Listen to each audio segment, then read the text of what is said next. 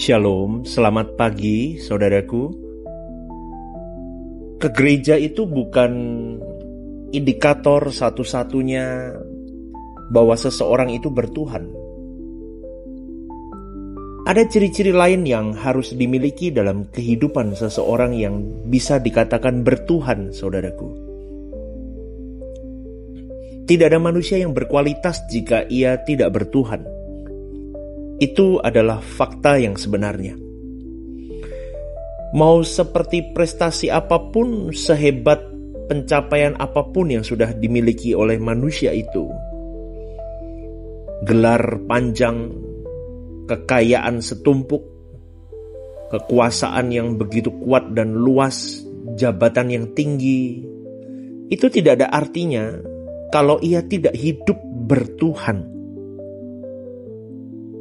Dan orang yang tidak bertuhan tidak layak dihidupkan terus di kekekalan. Di langit baru, bumi baru, gak layak dia. Orang model begitu biasa akan dibuang di neraka jahanam. Bukan di langit baru, bumi baru, gak akan boleh menginjakkannya. Itulah sebabnya firman Tuhan berkata, kesia-siaan di atas segala kesia-siaan. Ketika ayat itu muncul dari seorang berhikmat di PL, belum ada keselamatan dalam Yesus Kristus. Artinya, manusia belum memiliki jalan untuk menemukan Bapa Elohim Yahweh. Betul. Maka dia berkata kesia-siaan di atas segala kesia-siaan. Maksudnya adalah apapun yang dimiliki oleh manusia, pangkat, kekayaan, kegantengan, kecantikan, kedudukan, status, semuanya sia-sia. Pertanyaan yang harus kita perkarakan di dalam hidup kita masing-masing, apakah kita sudah bertuhan selama ini?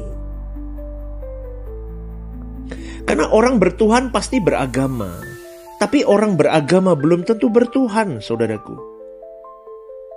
Jadi jangan kita kecewa melihat orang yang rajin ke gereja, beragama, tapi kelakuannya seperti orang yang tidak punya etika, sewenang-wenang kepada sesamanya, berduri, menyakiti sesamanya.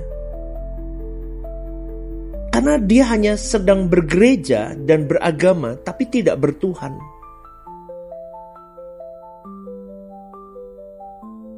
Jujur saudaraku, sering kita dibodohi dengan sistem-sistem keberagamaan, politik beragama. Bukan berarti kita tidak menghormati pendeta atau hamba Tuhan, tidak saudaraku. Kalau kita mulai tidak bertuhan, maka semakin hari semakin tidak mampu bertuhan.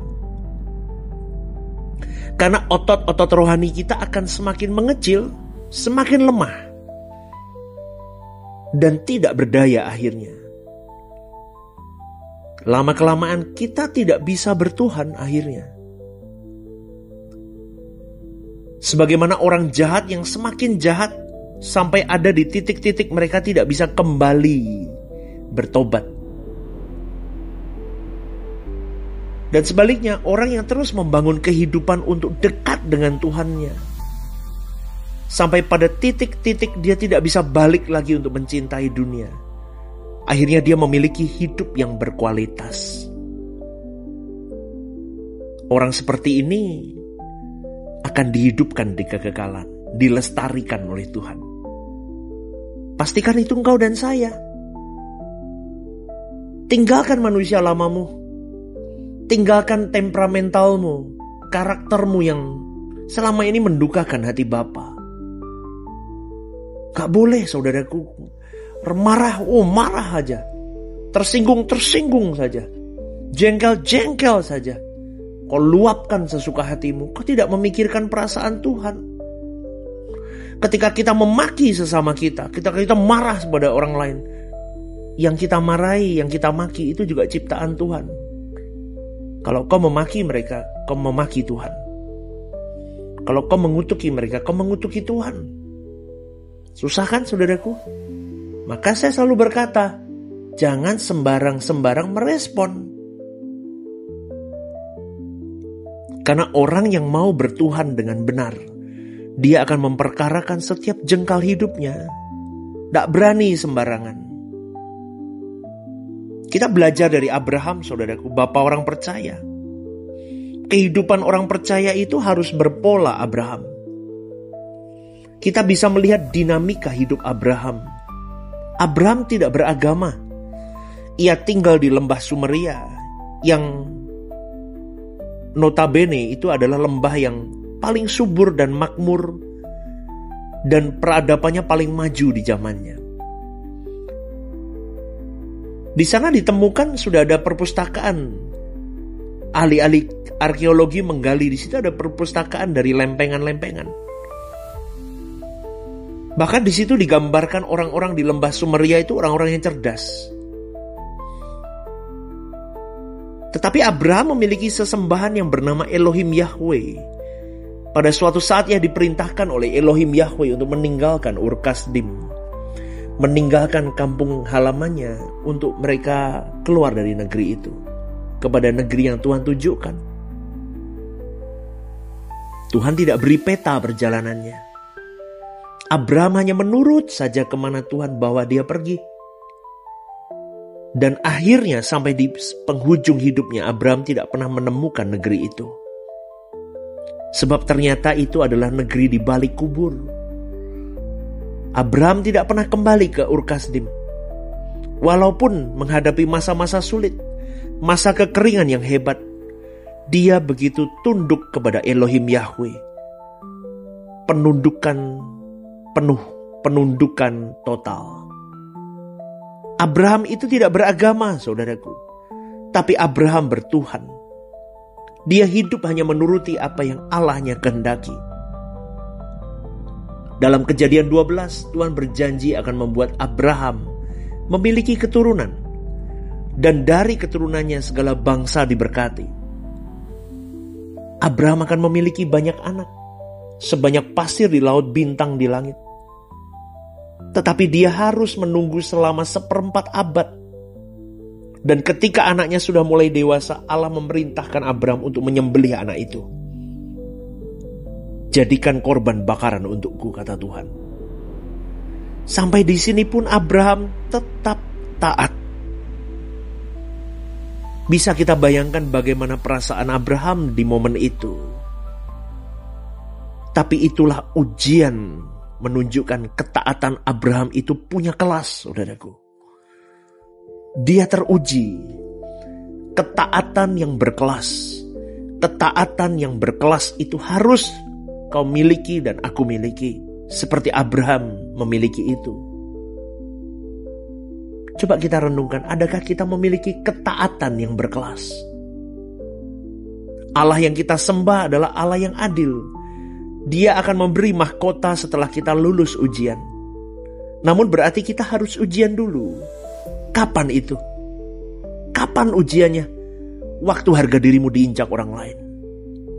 Waktu engkau tidak bersalah tapi dipersalahkan oleh orang lain dan kau meminta maaf terlebih dahulu. Ketika mobilmu diserempet dan kau tidak marah-marah kepada orang itu dan kau memaafkan dan bahkan kau memberkati orang yang menyerempet dirimu.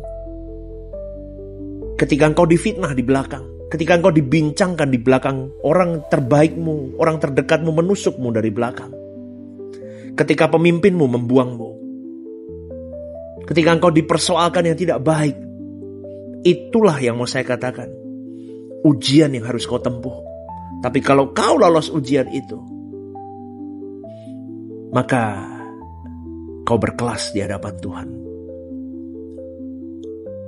Amin, saudaraku. Amin. Kita mau berjuang. Kalau kita menuruti manusia lama, kita jadi sesat, saudaraku. Kita jadi bersalah. Belum lagi kita menghadapi orang-orang yang sesuka hati memperlakukan kita. Betul kan, saudaraku? Kalau kita bawahan, kita mungkin punya pemimpin yang sewenang-wenang, yang kasar, yang sesuka hatinya memperlakukan kita. Atau mungkin kita seorang pemimpin, kita seorang hamba Tuhan. Kita punya anak buah, kita punya orang-orang di sekitar kita yang seenaknya dengan kita. Sesuka hatinya, dia mau meluapkan emosi sesuka hati. Kita mau ujian kita lulus. Ketaatan yang teruji, ketaatan yang berkelas.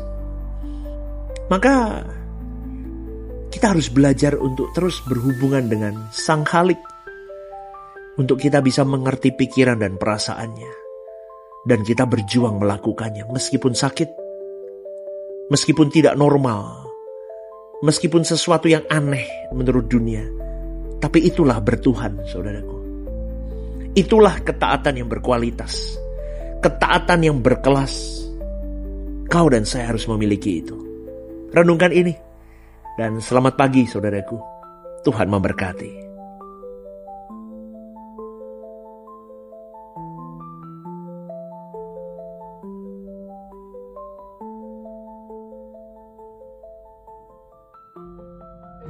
Ibadah Suara Kebenaran setiap hari Rabu jam 6:30 malam di Gereja Sentral END Mall Lantai UG.